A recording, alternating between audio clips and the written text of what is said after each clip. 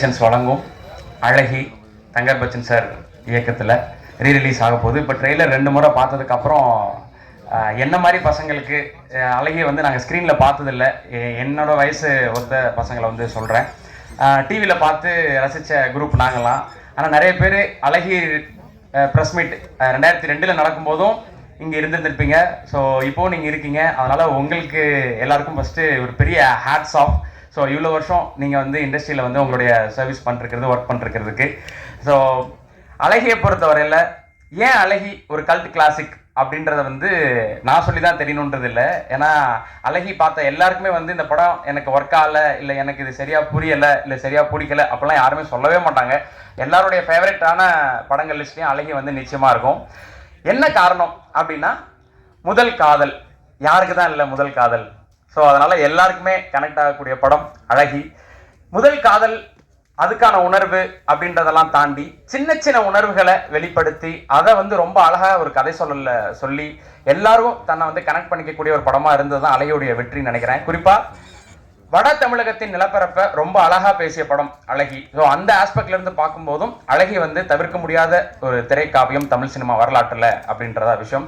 So அழகியை வந்து 2002 நம்ம பார்த்து செலிப்ரேட் பண்ண விஷயம் இப்போ மறுபடியும் நம்ம ஸ்க்ரீனில் பார்க்க போகிறோம். ஸோ ஏற்கனவே சொன்ன மாதிரி நான் ஃபஸ்ட் டைம் ஸ்க்ரீனில் பார்க்க போகிறேன் அப்படின்னும் போது என்னோட வயசு இருக்கவங்களாம் வந்து முறை ஸ்க்ரீனில் பார்க்கறதுக்கு ரொம்ப ஆவலாக இருக்கும். ஸோ அழகி ரீரிலீஸ் பற்றி பேச, அழகியோட நினைவுகளை வந்து மறுபடியும் நம்மக்கிட்ட பகிர்ந்துக்கிறதுக்காக அழகியோட என்டையர் டீம் இருக்காங்க. நான் ஒவ்வொருத்தராக ஃபஸ்ட்டு மேடலை கூப்பிட்டுறேன்.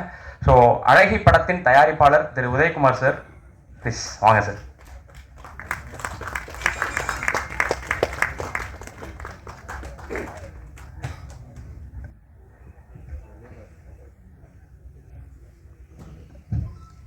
ஒரு படத்தோட ஹீரோ அப்படின்றத வந்து நம்ம ஒருத்தர் சொன்னாலும் கூட அவங்க நடித்த படங்களில் ஒரு சில கேரக்டர்ஸ் வந்து அவங்க லைஃப் லாங் பேசும். அப்படி வந்து பார்த்திபன் சாருக்கு சண்முகம் அப்படின்ற கேரக்டர் வந்து அவரோட லைஃப் லாங் நிற்கக்கூடிய ஒரு கேரக்டர். சண்முகம் அவர்களை மேலே கலைக்கிறேன்.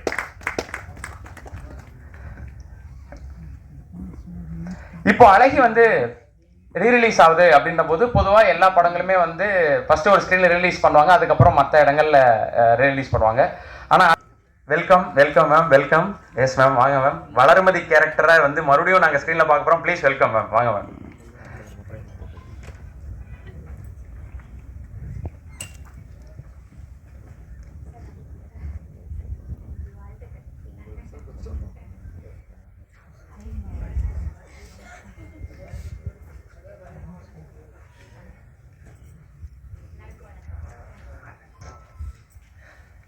ஆமாம், உங்களுக்கே நிறைய பேர் அடையாளம் தெரிஞ்சிருக்காதுன்னு நினைக்கிறேன். ஏன்னா 22 வருஷம் கழிச்சு பக்கத்தில் உட்காந்துருக்கவங்களா யாருன்னு தெரியுது உங்களுக்கு. ஸோ நீங்கள் படம் பார்த்தோன்னே கனெக்ட் பண்ணுவாங்க, உங்கள் பேசும்போது உங்களுக்கு கனெக்ட் ஆகும். ஸோ எல்லாருக்குமே ஒரு சர்ப்ரைஸ் தான். முக்கியமான 2 பேர் இந்த படத்துலேருந்து நம்ம இங்கே மிஸ் பண்ணுறோம்.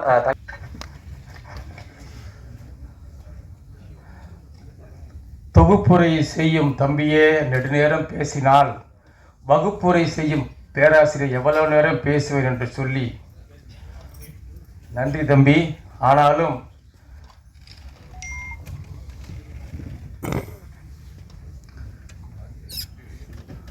நாட்டரசர் அரியணையில் நலம் வாய்க்க பூத்திருந்து ஏட்டரசர் சுவடுகளில் எழுத்து நலம் காத்திருந்து பாட்டரசர் கவிதைகளில் பரிமளித்து எங்கள் கூட்டுக்குள் வாழ்கின்ற செந்தமிழை கும்பிட்டு வணங்குகிறேன். வணக்கம். நற்றினை நல்ல குறுந்தொகை 500 ஒத்த பதித்துப்பட்டு ஓங்கு பரிபாடல் கற்றறிந்தறியத்தும் கலியோடு அகம்புறமென இத்திருத்த 8 தொகை என்ற பெரிய பாடல்.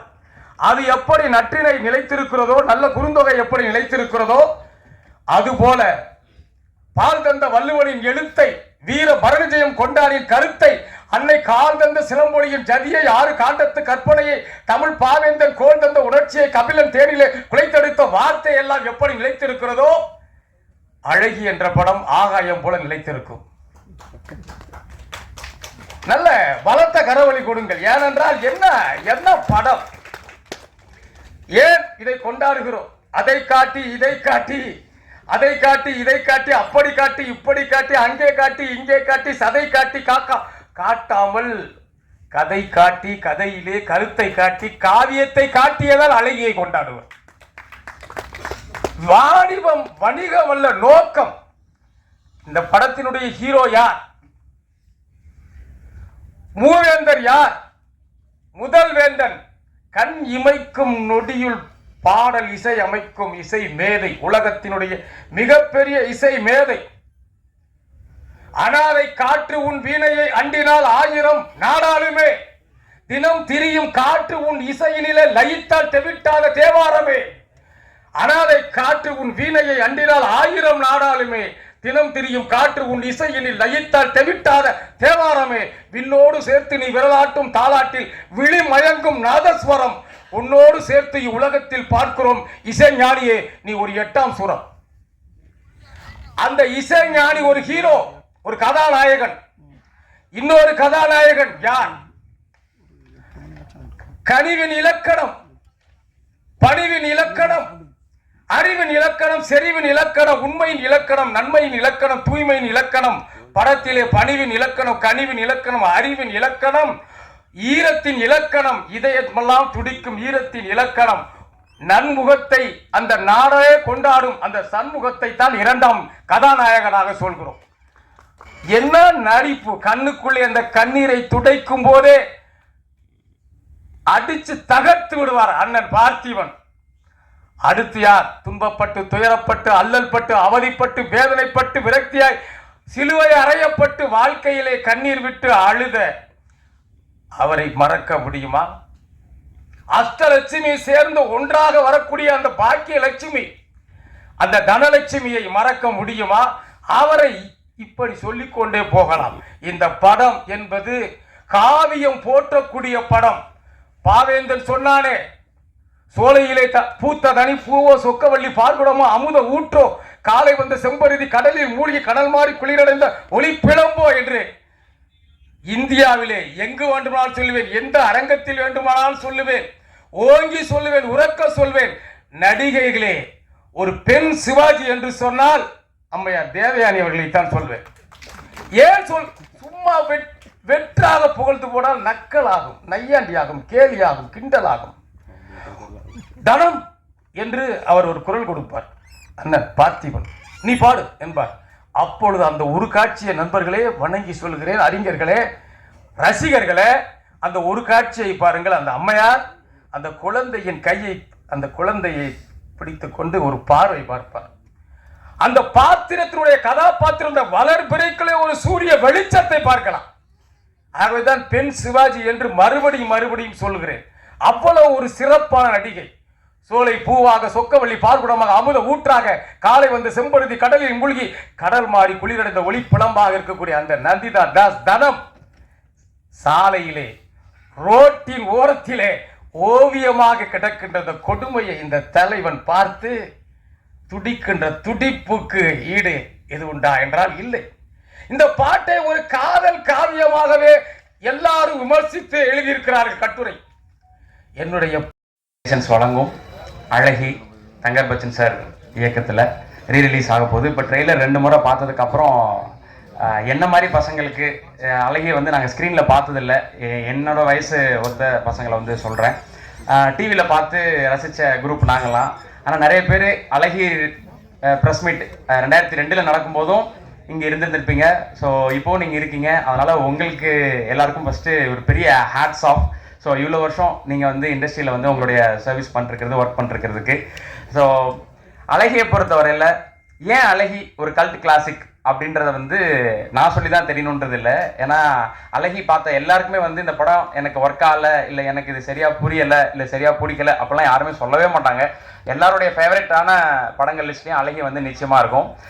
என்ன காரணம் அப்படின்னா, முதல் காதல் யாருக்கு தான் இல்லை முதல் காதல். ஸோ அதனால் எல்லாருக்குமே கனெக்ட் ஆகக்கூடிய படம் அழகி. முதல் காதல், அதுக்கான உணர்வு அப்படின்றதெல்லாம் தாண்டி சின்ன சின்ன உணர்வுகளை வெளிப்படுத்தி அதை வந்து ரொம்ப அழகாக ஒரு கதை சொல்லி எல்லாரும் தன்னை வந்து கனெக்ட் பண்ணிக்கக்கூடிய ஒரு படமாக இருந்தது தான் அழகியுடைய வெற்றின்னு நினைக்கிறேன். குறிப்பாக வட தமிழகத்தின் நிலப்பரப்பை ரொம்ப அழகா பேசிய படம் அழகி. ஸோ அந்த ஆஸ்பெக்ட்ல இருந்து பார்க்கும்போதும் அழகி வந்து தவிர்க்க முடியாத ஒரு திரைக்காவியம் தமிழ் சினிமா வரலாற்றுல அப்படின்றதா விஷயம். ஸோ அழகிய வந்து 2002 நம்ம பார்த்து செலிப்ரேட் பண்ண விஷயம் இப்போ மறுபடியும் நம்ம ஸ்க்ரீன்ல பார்க்க போறோம். ஸோ ஏற்கனவே சொன்ன மாதிரி நான் ஃபர்ஸ்ட் டைம் ஸ்க்ரீன்ல பார்க்க போறேன் அப்படின்னும் போது என்னோட வயசு இருக்கவங்கலாம் வந்து முறை ஸ்க்ரீன்ல பார்க்கறதுக்கு ரொம்ப ஆவலா இருக்கும். ஸோ அழகிய ரீரிலீஸ் பத்தி பேச, அழகியோட நினைவுகளை வந்து மறுபடியும் நம்ம கிட்ட பகிர்ந்துக்கிறதுக்காக அழகியோட என்டையர் டீம் இருக்காங்க. நான் ஒவ்வொருத்தரா ஃபர்ஸ்ட் மேடல கூப்பிட்டுறேன். ஸோ அழகி படத்தின் தயாரிப்பாளர் திரு உதயகுமார் சார், ப்ளீஸ் வாங்க சார்.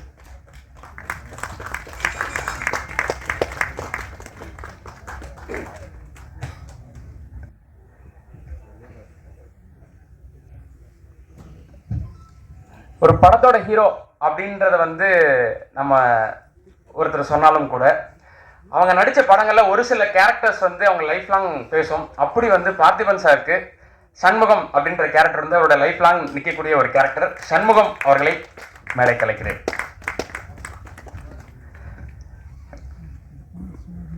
இப்போ அழகி வந்து ரீரிலீஸ் ஆகுது அப்படின்ற போது பொதுவாக எல்லா படங்களுமே வந்து ஃபர்ஸ்ட் ஒரு ஸ்க்ரீனில் ரிலீஸ் பண்ணுவாங்க, அதுக்கப்புறம் மற்ற இடங்கள்ல ரிலீஸ் பண்ணுவாங்க.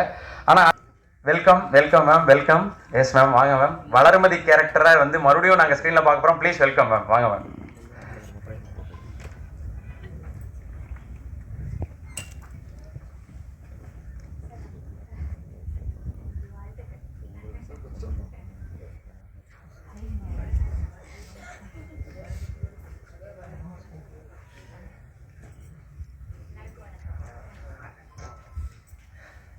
மேம், உங்களுக்கு நிறைய பேர் அடையாளம் தெரிஞ்சிருக்காதுன்னு நினைக்கிறேன். ஏன்னா 22 வருஷம் கழிச்சு பக்கத்தில் உட்காந்துருக்கவங்களா யாருன்னு தெரியுது உங்களுக்கு?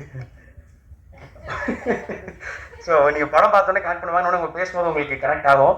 ஸோ எல்லாருக்குமே சர்ப்ரைஸ் தான். முக்கியமான 2 பேர் இந்த படத்துலேருந்து நம்ம இங்கே மிஸ் பண்ணுறோம்.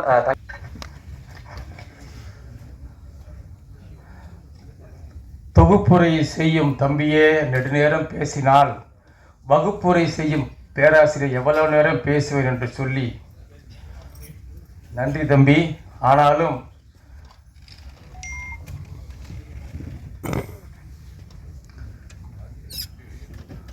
நாட்டரசர் அரியணையில்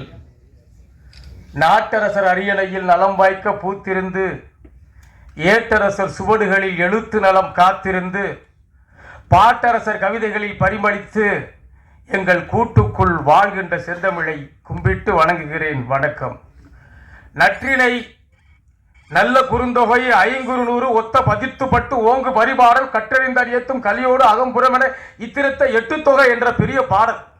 அது எப்படி நற்றினை நிலைத்திருக்கிறதோ, நல்ல குறுந்தொகை எப்படி நிலைத்திருக்கிறதோ, அதுபோல பால் தந்த வள்ளுவனின் எழுத்தை, வீர பரவிஜயம் கொண்டாடின் கருத்தை, அன்னை கால் தந்த சிலம்பொழியின் ஜதியை, 6 காண்டத்து கற்பனையை, தமிழ் பாவேந்தன் கோல் தந்த உணர்ச்சியை, கபிலன் தேனிலே குலைத்தெடுத்த வார்த்தை எல்லாம் எப்படி நிலைத்திருக்கிறதோ, அழகி என்ற படம் ஆகாயம் போல நிலைத்திருக்கும். நல்ல பலத்த கரவழி கொடுங்கள். ஏனென்றால் என்ன படம், ஏன் இதை கொண்டாடுகிறோம்? அதை காட்டி இதை காட்டி, அதை காட்டி இதை காட்டி, அப்படி காட்டி இப்படி காட்டி, அங்கே காட்டி இங்கே காட்டி, சதை காட்டி காட்டாமல் கதை காட்டி, கதையிலே கருத்தை காட்டி, காவியத்தை காட்டியதால் அழகியை கொண்டாடுவர். வாணிபம் வணிகம் அல்ல நோக்கம். இந்த படத்தினுடைய ஹீரோ யார்? மூவேந்தர் யார்? முதல் வேந்தன் கண் இமைக்கும் நொடியுள் பாடல் இசை அமைக்கும் இசை மேதை, உலகத்தினுடைய மிகப்பெரிய இசை மேதை. அனாதை காற்று உன் வீணையை அண்டினால் 1000 நாடாளுமே, தினம் திரியும் காற்று உன் இசையினிலே லயித்தால் தெவிட்டாத தேவாரமே.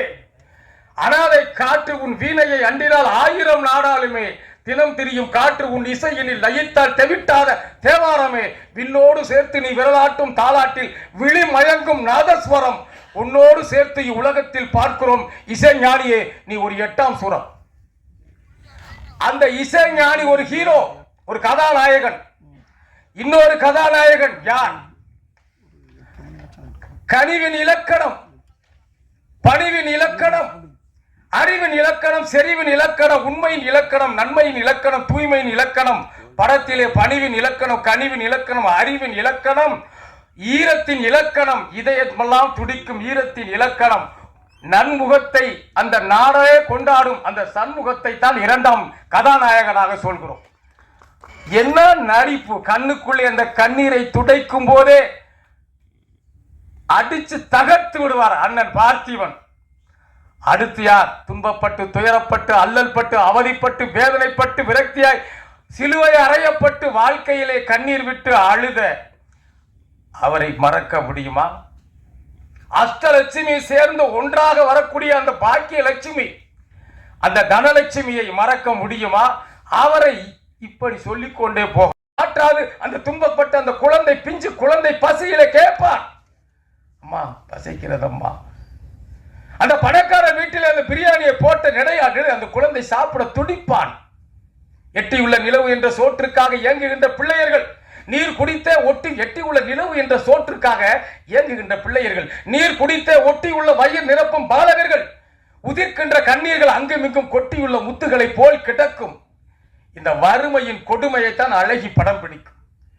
தட்டி விட்டு அறிவாள் மூத்த வேலைக்காரி வந்து தட்டி விட்டு, எஜமான் சாப்பிடுறதுக்கு முடி சாப்பிடக்கூடாது என்று பறிக்கின்ற அந்த கொடுமையை, அதை துடித்து அந்த அந்த சண்முகம் அதை பார்த்து விட்டு கண்ணீரிலே தேம்பி நிற்கின்ற அந்த தோற்றம், காட்சி, இதை விட என்ற காட்சி வேண்டும்? இது வர்க்க போராட்டத்தை காட்டுகிற ஒப்பற்ற படைப்பு. பணக்காரி அவள் மேனியை பார்த்து பளபளக்கும் தகடு நம் பாட்டாளிகள் சிந்திய ரத்தம் தான் அந்த பாவி மகளின் உதடு என்று ஒரு கவிஞன் எழுதினார். அந்த பணக்கார கூட்டத்திற்கும் ஏழை கூட்டத்திற்கும் போராட்டம். காதல் கொண்டாட்டம் என்றெல்லாம் வேற கதை. ஒரு செய்தி சொல்கிற பத்திரிகை நண்பர்களே, காதல் என்ற வார்த்தையே இந்த படம் முழுவதும் இல்லை.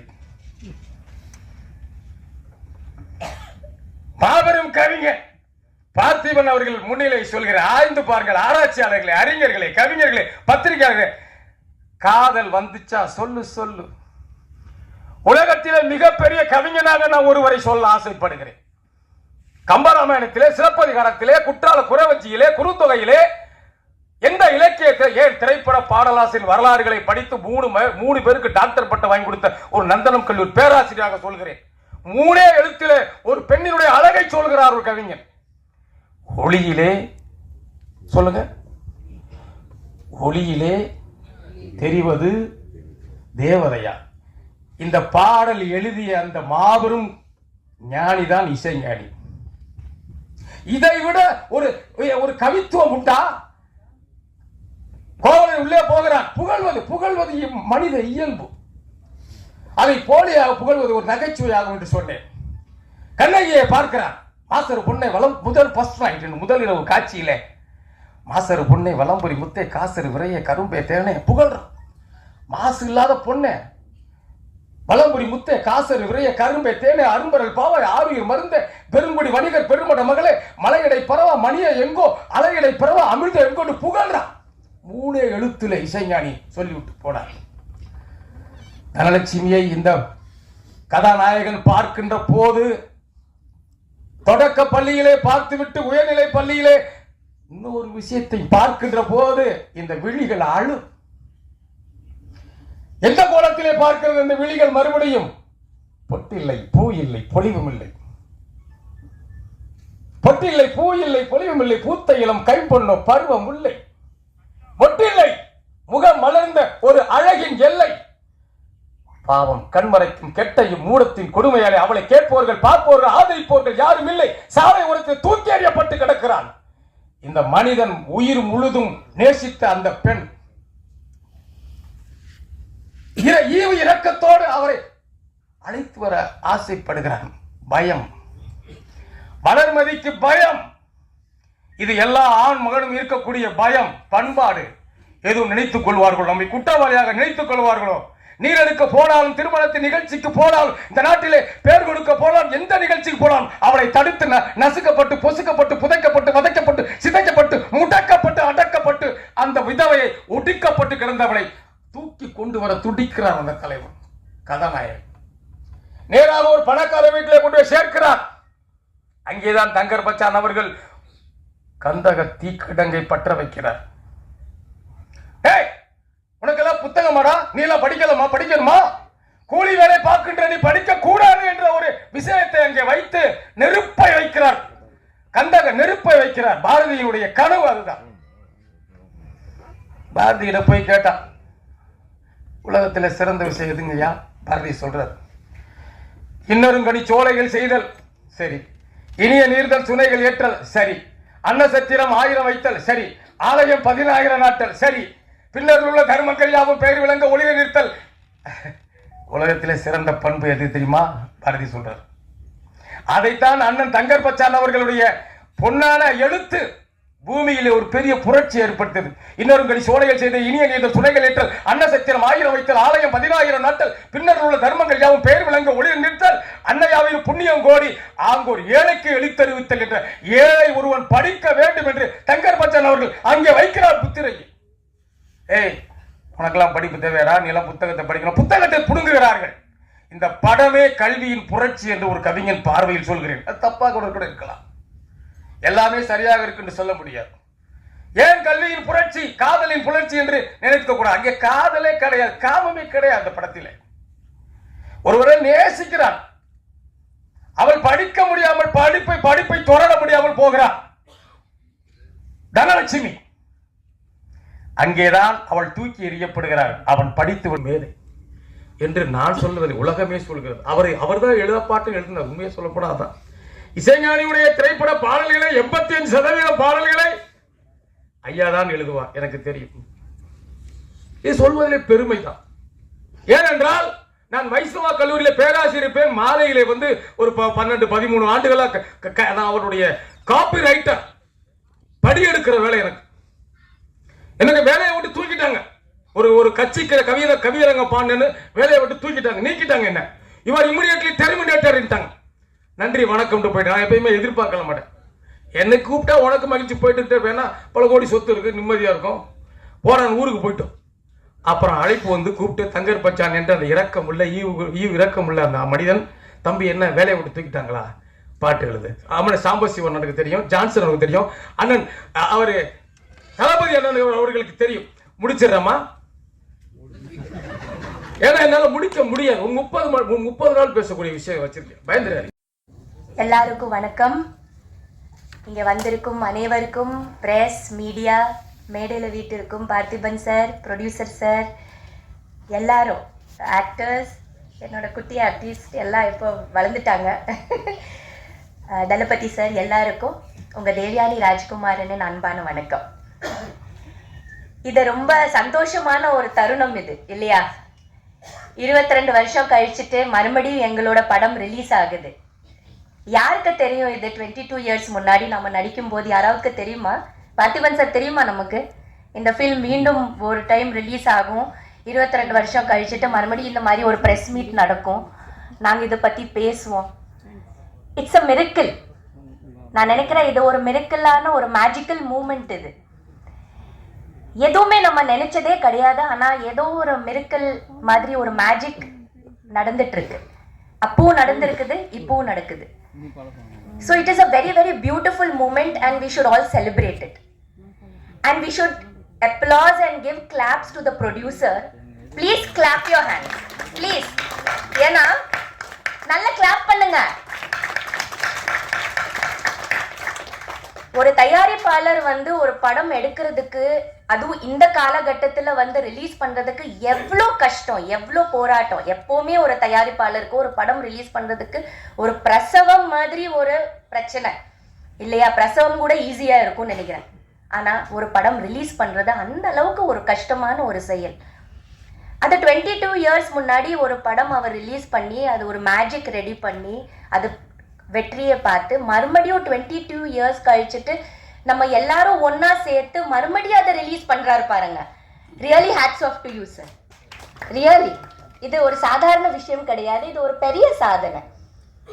அட்லீஸ்ட் நாம ஒருத்தர் பார்க்குறோமே. இப்போ பாருங்களேன், we are reuniting, at least I can see you.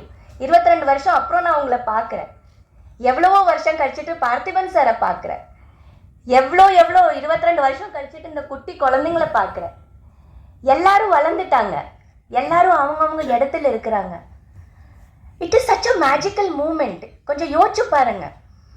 அதனால இந்த மாதிரி பியூட்டிஃபுல் ஃபில்ம்ஸ் ரிலீஸ் பண்ணி இந்த மேஜிக் மறுபடியும் நம்ம இந்த இருக்கிற பியூட்டிஃபுல் ஜெனரேஷன், இந்த ஜெனரேஷனுக்கு நிறைய விஷயங்கள் தெரியாமல் இருக்குது.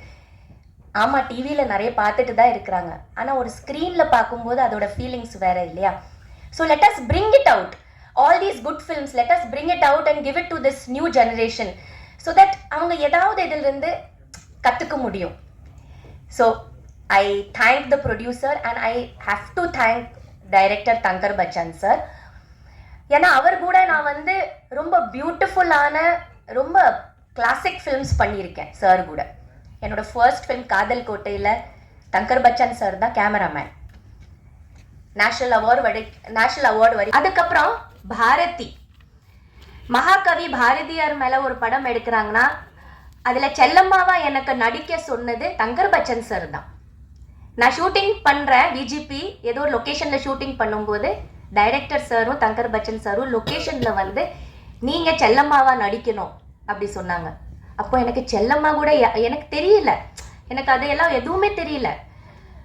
இல்லை, நீங்கள் இந்த கேரக்டர் பண்ணுறீங்க, நாங்கள் எல்லாமே உங்களுக்கு அந்த விஷயத்த சொல்கிறோம், இது கரெக்டாக இருக்கும் உங்களுக்கு, நீங்கள் கண்டிப்பாக இதை மிஸ் பண்ணாமல் நீங்கள் கண்டிப்பாக பண்ணணும்னு சொன்னது தங்கர் பச்சன் சார் தான். அதுக்கப்புறம் இன்னொரு படம் கண்ணுக்கு கண்ணாக, இந்த மாதிரி நிறைய படங்கள் அவர் கூட ஒர்க் பண்ணியிருக்கேன். Excellent director, excellent writer. அவரோட கேமரா வரைக்கும் ஒரு பெயிண்டிங் மாதிரி இருக்கும், ரொம்ப அழகாக இருக்கும், ரொம்ப லைவாக இருக்கும். அவரோட கேமராவில் மேக்கப் போட வேண்டியதே இல்லை, அப்படியே வந்தோமா ஷூட்டிங் பண்ணோமா அந்த மாதிரி ரொம்ப கேஷுவலான ஃபீலிங்ஸோட விளையாடுற ஒரு writer and creator. I'll say basically he's a beautiful creator. So இந்த மாதிரி கிளாசிக் ஃபிலிம்ஸ் அவர் கூட ஒர்க் பண்ணுறதுனால இந்த அழகியோட கதை எனக்கு வந்து சொன்னார். அப்போ தான் நாங்கள் கல்யாணம் பண்ணி புதுசாக இருக்கிறோம். தேவயானி இந்த மாதிரி இருக்குது, வளர்மதி கூட ஒரு கதாபாத்திரம் இருக்குது, இது உனக்கு ரொம்ப சூட் ஆகும்னு நினைக்கிறேன் அப்படி சொல்லிட்டு நரேஷன் பண்ணும்போது எனக்கு ரொம்ப பிடிச்சிருந்தது. ஒரு வைஃபோட அந்த ட்ரூ குவாலிட்டிஸ், என்ன லவ் இருந்தாலும், என்னை பொறுத்த வரைக்கும் காதல் என்ன ஃப்ளாஷ்பேக்கில் இருந்தாலும் எங்கே இருந்தாலும், இப்போ ப்ராக்டிக்கல் லைஃப்பில் எக்ஸிஸ்டன்ஸ் என்ன, ஒரு வைஃபோட அந்த ரோல் என்ன, அவள் ஹஸ்பண்டை விட்டு கொடுக்க மாட்டா இல்லையா? எந்த சந்தர்ப்ப சூழ்நிலை என்ன லவ் இருந்தாலும் என்ன இருந்தாலும் ஒரு ஹஸ்பண்டுக்கு விட்டு கொடுக்க முடியாத அந்த கதாபாத்திரம், அவளோட அந்த க்ளோரி, அவளோட அந்த சேர், அது சேராக இருந்தாலும் அதை விட்டு கொடுக்காது. நீங்கள் அந்த படம் பார்த்தீங்கன்னா அந்த ஸ்தானத்தை வந்து அவள் யாராலையும் விட்டு கொடுக்க முடியாதபடிக்க இருக்கிறா. அது அவ்வளோ அவளுக்கு வந்து ப்ரெஷஸாக இருக்குது. அது எல்லா லேடிஸ்குள்ளே இருக்கிற ஒரு உணர்வு தான். அந்த உணர்வு எனக்கு ரொம்ப பிடிச்சிருந்தது, அந்த ஃபீலிங்ஸ் எனக்கு ரொம்ப பிடிச்சிருந்தது. அந்த கதை பொறுத்த வரைக்கும் என்னை பொறுத்த வரைக்கும் ரொம்ப ட்ரூவான ஒரு கதாபாத்திரம் வளர்மதி. அது சொன்னதும் எனக்கு ரொம்ப பிடிச்சிருந்தது. கண்டிப்பாக பண்ணுறேன் சார் அப்படி சொன்னேன். ஏன்னா அவ்வளோ கான்ஃபிடென்ஸ் எனக்கு சார் மேலே, அவரோட படைப்பு மேலே. So it was a great experience working in this film. And மறுபடியும் ரிலீஸ் ஆக போது ரொம்ப ரொம்ப சந்தோஷமாக இருக்குது. தியேட்டரில் போய் குடும்பத்தோட என்னோட டாட்டர்ஸோட சேர்த்து பார்க்க போகிறேன். யோசிச்சு பாருங்க, அப்போ அவங்க இல்லவே இல்லை, இப்போ அவங்க எல்லாம் வளர்ந்துட்டாங்க இருக்காங்க. ஸோ அவங்கள கூட்டிகிட்டு போய் ஒரு படம் மறுபடியும் நம்மளோட படம் தியேட்டரில் வரும்போது அதை மீண்டும் பார்க்குற ஒரு தருணம் இருக்குது. It is so exciting and so happy feeling. இது எல்லாருக்கும் கிடைக்காதுன்னு நினைக்கிறேன், எனக்கு ரொம்ப கிடைச்சிருக்குது. எனக்கு ரொம்ப சந்தோஷம், நான் ரொம்ப கொடுத்து வச்சுவேன்னு நினைக்கிறேன். Thank you so much. மீடியா எல்லாம் நல்லா பப்ளிசிட்டி பண்ணுங்க, எல்லாரும் வர வைங்க தியேட்டரில். அண்ட் அஃப்கோர்ஸ் பார்த்திபன் சார் கூட நான் நிறைய ஃபிலிம்ஸ் பண்ணியிருக்கேன். எல்லா ஃபிலிம்ஸும் ஹிட்டு தான் இல்லையா சார்? அழகிக்கு முன்னாடி நிறைய படங்கள், எந்த படம் எடுத்தாலும் நீங்கள் பார்த்தீங்கன்னா நல்ல பெரிய வெற்றி படங்கள் தான் பண்ணியிருக்கோம். அழகி கூட ஒரு பெரிய வெற்றி படம். அவரோட சப்போர்ட், அவரோட அந்த என்ன சொல்கிறது, எக்ஸலண்ட் ஒரு கோ ஆர்டிஸ்டாக நாங்கள் பண்ண அத்தனையோ படங்கள் வந்து ரொம்ப சக்ஸஸ்ஃபுல்லாக, ரொம்ப ஹிட்டாக, எல்லாருக்கும் ஒரு பிடிச்ச படம் இன்னும் இருக்குது. ஸோ அதில் அழகி கூட. அப்புறம் ஒரு கேள்வி நான் பார்த்திபன் சார் கிட்ட கேட்கணும். உங்களுக்கு வளர்மதி பிடிக்குமா சார், இல்லை தனந்தா பிடிக்குமா? யார் மேலே உங்களுக்கு காதல் அதிகம் சொல்லுங்க. இப்போ முடிவு பண்ணிடலாம், இது தப்பான விஷயம், சொல்லுங்க. எனக்கு இப்போ எல்லாரும் அதை சொல்லும் போது எனக்கு என்னமோ ஒரு சின்ன உள்ள ஃபீலிங் வருது. என்னடா இது, இது நமக்கு தெரியணுமே. அதனால அப்போ நான் கேட்கல, இப்போ நான் கேட்குறேன். ரொம்ப சந்தோஷம். இந்த சந்தர்ப்பத்துக்கு எங்களுக்கு இதை ரெடி பண்ணி கொடுத்து ப்ரொடியூசருக்கு, தயாரிப்பாளருக்கு, ரிலீஸ் பண்ணிட்டு இருக்கிற நம்ம மீனாட்சி சுந்தரன் சார் தானே, உங்களுக்கு ரொம்ப வாழ்த்துக்கள் சார். படம் நல்ல வெற்றியா ஓடட்டும். எல்லாருக்கும் இங்க வந்திருக்கோம் அனைவருக்கும் ரொம்ப ரொம்ப thanks. And let us enjoy this moment and make this film again a big magical film. Thank you. Thank you. Thank you so much ma'am. So Parthiban sir அந்த கேள்விக்கான பதிலை வந்து சொல்லுவார்னு எதிர்பார்த்துட்டு இருக்கோம். ஸோ சார் பேசுறதுக்கு முன்னாடி இந்த படத்துடைய தயாரிப்பாளர் திரு உதயகுமார் சார், சார் இந்த படம் ஆரம்பிக்கிறதுக்கு காரணம் நீங்கள் தான் சார். எவ்வளவு கஷ்டப்பட்டு இந்த ப்ராஜெக்ட் ஆரம்பிச்சதுன்றத தளபதி சார் சொன்னாங்க. So welcome sir. அடுத்ததா பார்த்திபன் சார். பார்த்திபன் சாரோட நடிப்பு பற்றி, அவரோட டைரக்ஷன் பற்றி சொல்கிற அளவுக்கு நான் தகுதியானவனா அப்படின்றது தெரில. ஸோ ஆனால் ஒவ்வொரு படமும் அவர் நடிக்கிறத போது சின்ன சின்ன உணர்வுகளையும் ரொம்ப அழகாக வெளிக்காட்டி நம்மளோட கனெக்ட் பண்ணிக்கிற மாதிரியான ஒரு பர்ஃபார்மன்ஸை ஒவ்வொரு படத்துலையும் கொடுத்துட்டே இருப்பார். அது காமெடியாக இருக்கலாம், வில்லனாக இருக்கலாம், எமோஷனாக இருக்கலாம். அழகி அவர் கெரியரில் ரொம்ப முக்கியமான படம். சண்முகமாக வந்து பேசுறதுக்கு அழைக்கிறேன் சார். வாங்க சார்.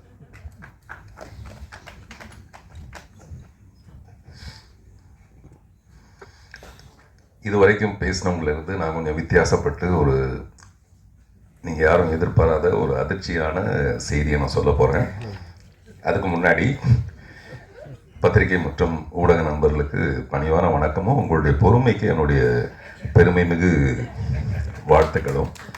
நீங்கள் வந்தோன்னு யோசிச்சிருப்பீங்க, தங்கர் பச்சன் சாரே இல்லை இங்கே, எப்படிதான் இந்த நிகழ்ச்சி இவ்வளோ நேரம் எப்படி ஓட்டுறது அப்படின்னு நினச்சிருப்பீங்க நீங்கள். ஏன்னா அவர் தான் பேசினார்னா அப்படி மணிக்கணக்காக பேசுவார். அவரை மாதிரி ஒரு திறமையான ஒரு கதாசிரியரை நான் வந்து சந்தித்ததில்லை. ஏன்னா அவருடைய கதைக்களங்கள் எல்லாமே ரொம்ப ரொம்ப ரொம்ப புதுசாக, அதில் ரொம்ப சரியான விதைங்கிறது இந்த அழகி கதை. இந்த படத்தை அவரை தவிர அவர் யாராலையும் இந்த உலகத்திலேயே வெற்றி அடைய வச்சிருக்க முடியாது. அதுக்கு என்ன காரணம்னு நான் அப்புறம் பின்னாடி சொல்கிறேன். அதான் அந்த அதிர்ச்சியான தகவல். அப்படிப்பட்டவர் வந்து அவர் பேசுகிற சுவாரஸ்யம் வந்து ரொம்ப அலாதியானது. நம்மக்கிட்ட வந்து கேட்பார், சார் ஒரு நல்ல படம் எடுக்கிறதுக்கு என்னை விட்டு அவர் யார் சார் இருக்காங்க, நீங்களே சொல்லுங்கள், ஒரு டைரக்டர் இங்கே இருக்காரா சார் அப்படின்னு என்கிட்ட கேட்பாரு. நானும் ஒரு டைரக்டர் தான். எவனாவது ஒரு நல்ல படம் எடுக்கிறதுக்கு இந்த தமிழ்நாட்டில் இருக்கானா சார், என்னை விட்டா ஒரு டைரக்டர், நீங்கள் சொல்லுங்க சார் அப்படின்னு.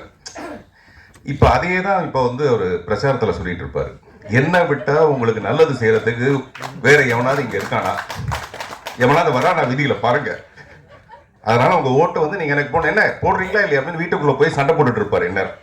அதனால நிச்சயமா அவர் தான் நாளைய எம்பி அந்த தொகுதிக்கு. அவருக்கு முன்கூட்டிய வாழ்த்துக்கள்.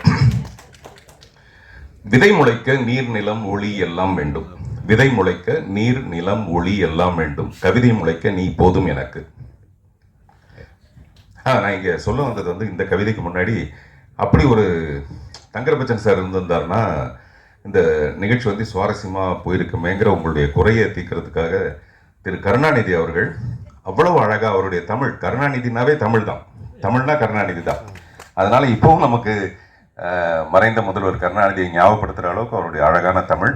அதே மாதிரி தளபதி பேசுனது எல்லாமே உண்மையான விஷயம் தான். இன்னும் நிறைய இருக்குது, இன்னொரு 30 நாளைக்கு பேசுகிற அளவுக்கு இருக்குது, அவ்வளோ உள்ள ஆழங்கள்லாம் இருக்குது. அதுக்கு நடுவில் இங்கே கைத்தட்டி அதை கெடுத்துட்டீங்க, பரவாயில்ல. நிஜமாவேங்க உண்மையை பேசுறதுக்கு வந்து ஒரு பெரிய மரியாதையே இருக்காது நாட்டில். நிஜமாவே அந்த அதிர்ச்சியான தகவல் தான் நான் சொல்ல போறேன். உண்மைக்கும் யதார்த்தத்துக்கும் மரியாதையே கிடையாது. அந்த அதிர்ச்சி தான் நான் பின்னாடி சொல்ல போறேன். இப்போ நான் சொன்னது விதை முளைக்க நீர் நிலம் ஒளி எல்லாம் வேண்டும், கவிதை முளைக்க நீ போதும் எனக்கு. கவிதைன்றது ரொம்ப அழகான ஒரு விஷயம். அதுக்கு வந்து நீ மட்டும் இருந்தால் போதும்டி நான் கவிதை எழுதிடுவேன். அசை போட்டு விட்டால் சுவிங்கத்தை கூட உம்மிடம் மனம் வராத எனக்கு, அசை போட்டு விட்டால் சுவிங்கத்தை கூட உம்மிடம் மனம் வராத எனக்கு, உன் நினைப்பை மட்டும் எப்படி. கொஞ்ச நேரம் அப்படி அசை போட்டால் அந்த சுவிங்கத்தை கூட என்னை துப்ப மனசு வரல, ஆனால் உன்னுடைய நினைப்பை நான் எப்படி மிஸ் பண்ணுவேன். இதெல்லாம் அழகான காதல் கவிதைகள். விலக விலக புள்ளி தானே நீ மட்டும் எப்படி விஸ்வரூபம். நம்மளை விட்டு விலகி போச்சுன்னா அது புள்ளியாக மறைஞ்சு போயிடும். ஆனால் நீ மட்டும் எப்படி இன்னும் விஸ்வரூபம் மாதிரி அழகியா மனசுலேயே இருக்க. நம்மளுடைய காதலிக்கெல்லாம் வந்து வேற வேற பேர் இருக்கலாம். ஒவ்வொருத்தரும் காதலிக்கிற பெண்ணோட பேர் வேற எல்லாம் இருக்கும். ஆனால் அவங்க எல்லாருக்கும் பொதுவான ஒரு பேர் வந்து அழகிதான். அவளுக்கு பேரெல்லாம் வேற என்னமோ இருக்கும்.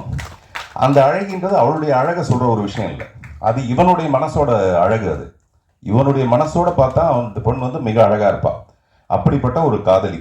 அதே மாதிரி உலகம் பூரா இருக்கிற காதலர்கள் காதலை இன்னமும் எவ்வளவு அழகா மெய்ப்பிட வச்சிருக்காங்க, காதலை எவ்வளோ மதிக்கிறாங்கன்றதுக்கு ஒரு சரியான சான்று தான் இந்த 22 வருஷம் கழிச்சு நடக்கிற இந்த அழகிக்கான இன்னமும் எதிர்பார்ப்பு. அதுதான் உண்மை.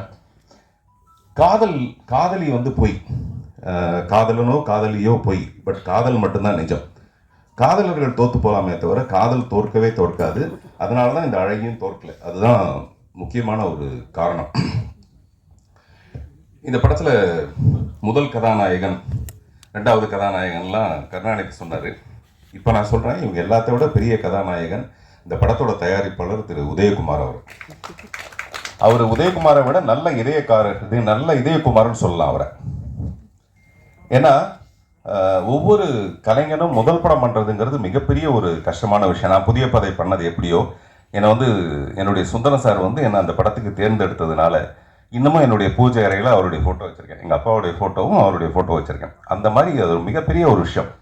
அது 1.25 கோடியோ இல்லாட்டி 2 கோடியோ இல்லை 25 லட்சம் ரூபாயோட நிறுத்திடலான்னு முடிவு பண்ணுறதோ எதுவாக இருந்தாலும் ஒரு தயாரிப்பாளர் தங்கர் பச்சன் மிகப்பெரிய திறமைசாலியாக இருக்கலாம், இந்த கதை ரொம்ப பிரமாதமான கதையாக இருக்கலாம். அங்கே தான் எனக்கு மாறுபட்ட கருத்து இருக்குது. இந்த கதை அதிர்ச்சியான தகவல் நான் அப்புறம் சொல்கிறேன். இந்த மாதிரி பில்டப் பண்ணிகிட்டே வந்தால் அது என்னன்றது பின்னாடி பார்க்கலாம். ஸோ அந்த மாதிரி இந்த கதையை தேர்ந்தெடுத்து இந்த படத்தை வந்து இவ்வளவு தொய்வான எனக்கு தெரியும். அந்த நேரத்தில் இந்த படம் எடுத்துகிட்டு இருக்கும்போது, படம் முடிஞ்சதுக்கப்புறம் நான் இவன் ஒரு படம் பண்ணிட்டு இருந்தேன். ஒரு மழை பெஞ்சிட்டு இருக்க ஒரு மாலை நேரத்தில் வந்து என்கிட்ட கேட்டாங்க. அப்போ வந்து 1.25 கோடி 2 கோடி ரூபாய் செலவு பண்ணிட்டோம், சிட்டியை மட்டும் நீங்கள் வாங்கிக்கிறீங்களா அப்படின்னு கேட்டாங்க. நான் சொன்னேன், இவன் படம் நான் பண்ணிட்டு இருக்கேன், நான் தான் ப்ரொடியூசர், என்கிட்ட அவ்வளோ பணம் இல்லை இந்த படத்தை வாங்குறதுக்கு. அப்போ இந்த நிறைய ப்ரொடியூசர்ஸ் வந்து நிறைய டிஸ்ட்ரிபியூட்டர்ஸ் இந்த படத்தை வேணாம் நிராகரிச்சது எல்லாமே. அப்போ நான் சார்ட்ட சொன்னேன், அவருக்கு நினைவு இருக்கும்னு நினைக்கிறேன், இன்னொரு 25 லட்சமோ 30 லட்சமோ போட்டு பிரிண்ட் அண்ட் பப்ளிசிட்டி பண்ணி ரிலீஸ் பண்ணால் இந்த படம் வந்து பெரிய லாபத்தை அடையும் அப்படின்னு நான் சொன்னேன். நானும் சொன்னேன், வேற தங்கர் பச்சன் அஃப்கோர்ஸ் சொல்லியிருப்பாரு. அப்புறம் பார்த்தா படம் வந்து மிகப்பெரிய வெற்றி அடைஞ்சிருக்கு. உண்மையிலேயே இந்த டிஸ்ட்ரிபியூட்டர்ஸ்ன்றவங்க என்னன்னா, ஏற்கனவே ஒரு செட் மெனு மாதிரி மைண்டில் வச்சுருப்பாங்க, இப்படி இருந்தால் தான் இந்த படம் ஓடுன்னு. ஒவ்வொரு தடவையும் அவங்களுடைய அபிப்பிராயத்தை உடைச்சிருக்கு. மீனாட்சி சுந்தரம் சார் நீங்கள் தப்பாக நினைச்சக்கூடாது, டிஸ்ட்ரிபியூட்டர்ஸ்க்குன்னு ஒரு மைண்ட் இருக்கும், ஆனால் அதை உடைச்சது பூரா ரசிகர்களாக இருப்பாங்க. அது ஒருதலை ராகமாக இருக்கலாம், 16 வயதுலையாக இருக்கலாம், எத்தனை படங்களாக இருந்தால் இருக்கலாம். ஆனால் இப்போ மீனாட்சி சுந்தரம் பேசும்போது சொன்னார், அவருடைய வேட்டையாடு விளையாடு 96. நான் சொன்னேன், ரொம்ப அழகாக அதை சொல்லி தொகுத்து கொண்டு வந்து அழகில கொண்டு வந்து சேர்த்துருக்கீங்க. ஸ்ட்ராட்டஜி, அது கரெக்டான ஒரு ஸ்ட்ராட்டஜி. அவருடைய கருத்து கணிப்பு மிக சரியாக இருக்குங்கிறது, இந்த படமும் அந்த மாதிரி வெற்றி அடையணுங்கிறது. ஸோ மிஸ்டர் உதயகுமார், அவருக்கு பின்னாடி அவருடைய குடும்பம். நிஜமாகவே ஒருத்தர் வந்து ஒரு நல்ல விஷயம் பண்ணணும்னா அதுக்கு பின்னாடி குடும்பம், முக்கியமாக மனைவி. அந்த மனைவி நினச்சிருந்தாங்கன்னா நிச்சயம் இந்த படத்தை திருப்பதியிலே மூட்டை போட்டு முடிச்சிருக்கலாம் திரும்பி வரும்போது. இப்போ வந்து இந்த மனைவிக்காக வர்றது எதுக்கு வரேன்னா, தேவயானிக்காக வரேன். தேவயானி வந்து முதல்ல மனைவி ஆகும்போது நடித்த படம் இது. அவங்க கேட்டாங்க, இந்த மனைவி மீது உங்களுக்கு காதலா அல்லது தனம் மீது காதலா அப்படின்ட்டு. காதலி மீது காதல் இருக்கிறது ரொம்ப பெரிய கஷ்டமே கிடையாது. காதலிங்கிறது என்னன்னா, அவனுக்கு கிடைக்காத ஒரு விஷயம். தோற்றுப்போன காதல் எல்லாமே தெய்வீக காதல் தான். ஒருவேளை அந்த காதலியே மனைவியா இருந்தா அந்த காதல் இவ்வளவு தூரம் சுவாரஸ்யமா இருந்திருக்காது. அதனால காதலி மேல ஈர்ப்பு இருக்கிறதுங்கிறது கிடைக்காத ஒரு பெரும் மேல இருக்கிற ஈர்ப்பு. ஆனா மனைவியா வந்ததுக்கு அப்புறம் அந்த மனைவி தன்னுடைய குடும்பத்துல இருக்கிற கஷ்ட நஷ்டங்களை எல்லாத்தையும் பார்த்து, அப்புறம் கணவனுடைய ஒவ்வொரு ரியாக்ஷனும் ஒரு மனைவிக்கு நல்லாவே தெரியும். உதாரணத்துக்கு, புருஷன் வந்து தண்ணி அடிச்சுட்டு வீட்டுக்கு வந்தான்னு வச்சுங்களேன், அவனே காட்டி கொடுத்துருவான், கொஞ்சம் அப்படியே அடிஞ்சு அப்படி காட்டி கொடுத்துருவான். ஏதாவது தப்பு செஞ்சா கூட அவனே காட்டி கொடுத்துருவான். ஒய்ஃபுக்கு தான் நல்லா தெரியும் இவன் வந்து இவ்வளோ தப்பு செய்கிறான்ட்டு. எனக்கு தெரிஞ்ச ஒரு பெரிய நடிகர், ஒரு ஆக்ஷன் நடிகர், அவர் ஒரு தடவை சொன்னார், நான் ஸ்மோக் பண்ணுறது என் ஒய்ஃபுக்கு தெரியாது அப்படின்னாரு. நான் சொன்னேன், அவங்க தெரியாத மாதிரி நடிக்கிறாங்க, தெரிஞ்சால் நீங்கள் என்ன பண்ணுவீங்கன்னா, இப்போ டாய்லெட்டில் போய் அடிக்கிறதுக்கு போல அப்போ ஹாலில் உட்காந்து ஸ்மோக் பண்ணுவீங்க. அதனால நீங்கள் மட்டும் இல்லை மனைவியாக நடிக்கிறது, எல்லா மனைவியும் நல்லா நடிப்பாங்க. ஆமாம், எல்லா மனைவியும் நல்லா நடிப்பாங்க, அவங்களுக்கு தெரிஞ்சதெல்லாம். இப்போ இதே சண்முகத்தோட காதலை இல்லாமல் இது எல்லாரும் என்கிட்ட கேட்டது, அந்த மனைவிக்கும் ஒரு காதல் இருந்திருக்கலாம் இல்லையா? அவங்க சொன்னா சண்முகம் என்ன ஆயிருக்கிறது இல்லையா? எல்லா மனைவியுமே இல்ல நான் சொல்றது உங்களுக்கு இல்ல, வளர்மதிக்கு இல்ல, வளர்மதி இல்லம்மா, எல்லா மனைவியுமே அவங்களுக்கும் இந்த மாதிரி ஒரு வயசுல காதல் வந்திருக்கலாம். அந்த காதலை வந்து சொன்னா சண்முகம் தாங்கி இருக்க மாட்டான், அவ்வளவுதான், நொறுங்கி போயிருப்பான். ஆனா இது எல்லாத்தையும் சமாளிச்சுக்கிட்டு கணவனுக்கு ஏற்படுற எல்லா விஷயத்தையுமே அவ வந்து சமாளிக்கிறான்னா அவதான் மிகப்பெரிய ஒரு விஷயம். அதனால எனக்கு வந்து மனைவியை பிடிக்கும். நான் இப்ப நீங்க பேசுறதுக்கு முன்னாடி நான் சொல்லலாம்னு நினைச்சது, நந்திதா தாஸ் போட்டோவை விட டெஃபினட்டா தேவயானி போட்டோ பெருசா வச்சிருக்கணும் அப்படின்னு நான் சொல்லதான் நினைச்சேன் சத்தியமா. ஏன்னா இல்ல நமக்கு எப்படி தெரியுதுன்னா, நமக்கு கிடைக்காத ஒரு விஷயத்து மேல ஒரு பயங்கர பூரிப்பு இருக்கு. அதுவும் சாதாரண பூரிப்பு கிடையாது, சோளா பூரிப்பு. நீங்க பேசும்போது வந்து தெரியுங்களா, அந்த மாதிரி ஒரு சோளா பூரிப்பு இருக்கு. ஆனா கிடைச்ச விஷயத்தோட மகிமையை நம்ம அடையிறதே கிடையாது, அது புரிஞ்சுக்கிறது கிடையாது. அப்படி ஒரு மகிமையான ஒரு விஷயம் தான் அந்த கேரக்டர். இப்ப இல்லை, நான் எப்பவுமே சொல்றேன், தேவயானுடைய பாத்திரமும் அது அவங்க நடித்தது ரொம்ப சிறப்பாக இருந்ததுன்னு. அதுக்காக நந்திதாசன் நான் குறைவாக சொல்ல, நம்ம எப்பவுமே அப்படி தான் தூக்கி வச்சு கொண்டாடுவோம். ஸோ அதனால் உங்கள் கேள்விக்கு பதில் வந்திருக்கும்னு நினைக்கிறேன். ஸோ நந்திதா தாஸ் வந்து இந்த படத்துக்கு ரொம்ப ரொம்ப பொருத்தமான ஒருத்தவங்களாக இருந்தாங்க. பட் ஷூட்டிங் ஆரம்பித்த முதல் நாள் 2வது நாள் அவங்க என்கிட்ட சொன்னாங்க, தளபதிகிட்ட சொன்ன மாதிரி, இது நமக்கு சுத்தமாக ஒத்து வராது இந்த படம், அதனால் நான் போயிடுறேன் அப்படின்னாங்க. அப்புறம் ஏன்னா தங்கர் பச்சன் பேசுகிற இங்கிலீஷ் வந்து அந்த மாதிரி இருந்திருக்கும்னு நினைக்கிறேன் அவர் எக்ஸ்பிளைன் பண்ணுறதுக்குள்ள. அப்புறம் நான் ரொம்ப கன்வின்ஸ் பண்ணி அவங்ககிட்ட, இப்போ சமீபத்தில் அவங்கள இன்டர்வியூ கூட சொல்லியிருப்பாங்க, நான் ஷூட்டிங்கில் அவங்களுக்கு ஹெல்ப் பண்ணேன், எவ்வளோ ஹெல்ப் பண்ணேன், டைலாக்கெல்லாம் அப்படி வச்சு காமிச்சாங்கலாம் சொன்னாங்க, அந்த மாதிரிலாம். ஸோ ஒரு படம் நல்லா வர்றதுக்கு பின்னாடி நிறைய நல்ல முயற்சிகள், அதுக்கு பின்னாடி இவங்க எல்லாருமே, அப்புறம் என்னுடைய சின்ன வயசாக நடித்த பசங்க எல்லாருமே, இவங்க எல்லாருமே அதுக்கு ஒரு பெரிய ஸ்ட்ரென்த்து. பட் அப்போ சொன்ன ப்ரொடியூசர்ஸ், டிஸ்ட்ரிபியூட்டர்லாம் என்ன சொன்னாங்கன்னா, பார்த்திபனுடைய பாகத்தை அதிகப்படுத்துங்க, இந்த குழந்தைங்களுடைய போர்ஷன்ஸை குறைச்சிருங்க அப்படின்னு சொல்லி சொன்னாங்க. ஆனால் அந்த குழந்தைங்க போர்ஷன் தான் அந்த படத்தோட வெற்றிக்கு ரொம்ப ரொம்ப முக்கியமான காரணமாக இருந்தது. அதை நான் மனசில் வச்சுட்டு இப்போ நான் டீன்ஸ்னு ஒரு படம் பண்ணிட்டு இருக்கேன். ஒரு 13 குழந்தைங்களை வச்சுக்கிட்டு டீன்ஸ்னு ஒரு படம், ஒரு அட்வென்ச்சரஸ் த்ரில்லர் ஃபில்ம். அந்த படம் அடுத்த மாதம் ரிலீஸ் ஆகுது. வருகிற 6ஆம் தேதி கமலா தியேட்டரில் அந்த படத்தோட ஆடியோ லான்ச்சு. பத்திரிகை நண்பர்கள் எல்லாருக்கும் தனியாக வரும். இதாக கூட நான் சொல்கிறேன், இந்த சந்து கிடைச்சா சிந்து பாடுறதுங்கிறது இதுதான். தங்கர் பச்சனை மாதிரி ஒரு சிறந்த எழுத்தாளர், சிறந்த படைப்பாளி, ரொம்ப நேரமாக தேவயானி சொல்லிட்டு இருக்காங்க இது ஒரு மேஜிக்கல்னு. ஆக்சுவலாக இந்த படமே ஒரு மேஜிக்னா கண்கட்டு வித்தைன்னு அர்த்தம். அதாவது நமக்கு கண்ணுக்கு எதிர்க்கவே வந்து இங்கே ட்ரெயின் காணாமல் போயிடும், யானை காணாமல் போயிடும், அதெல்லாம் ஸ்டேஜில் பண்ணி காட்டுவாங்க. அப்படின்னா என்ன அர்த்தம், நம்ம கண்ணை கட்டி விட்டுட்டு பண்ணிடுறது. இந்த கதையும் அந்த மாதிரியான ஒரு விஷயம். எப்படின்னா நம்ம எல்லாருமே எடுத்துக்குவோம், சண்முகம் மாதிரி அவன் ஒரு வெட்டினரி டாக்டர். இந்த விஷயத்தை நான் எதுக்காக சொல்கிறேன்னா, நாளைக்கு படம் பார்க்குற ஆடியன்ஸுக்கு இந்த படம் ஒரு புதுவிதமான கிடைஞ்சி அழகி 2-ஆ இந்த படம் வந்து மாறணும். நந்திதா தாஸ் நேற்று கூட என்கிட்ட ஃபோனில் பேசினாங்க, நிச்சயமாக அந்த அழகி 2க்காக நான் காத்துட்ருக்கேன்னு. நானும் காத்துட்ருக்கேன்றது உதயகுமார் சார் சொல்கிறேன். நான் உங்கள் எல்லாருக்கும் என்னுடைய பணிவான நன்றியும் வணக்கமும். தேங்க்யூ. நீங்கள் அதிர்ச்சியான தகவல் அதை மீறி ஒன்று சொல்லிட்டு இருக்கீங்க. நான் வந்து சொல்ல வந்தது, அது ஒரு யதார்த்தம் இல்லாமல், யதார்த்தத்தில் நம்ம செய்கிறத மீறி, ஆனால் உலகத்தில் இருக்கிற காதல் தான் எவ்வளோ பவர்ஃபுல்லானதுன்றதை அவர் புரிஞ்சு வச்சுக்கிட்டு அந்த கண்கட்டு வித்தை மாதிரி நம்மளை மயக்கி ஏமாற்றி இந்த படத்தை பெரிய வெற்றியடை செஞ்சிருக்காருன்னு நான் சொல்ல வந்தேன். தேங்க்யூ.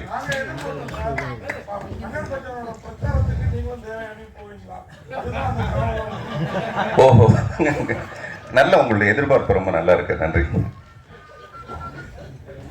வீடியோ உங்களுக்கு பிடிச்சிருந்தா லைக் பண்ணுங்க, கமெண்ட் பண்ணுங்க, ஷேர் பண்ணுங்க, மறக்காம சப்ஸ்கிரைப் பண்ணுங்க. பக்கத்துல இருக்க பெல் ஐகானை கிளிக் பண்ணுங்க. இந்த மாதிரி ஒரு சூப்பரான வீடியோவோட அடுத்து நான் உங்களை சந்திக்கிறேன். நன்றி, வணக்கம்.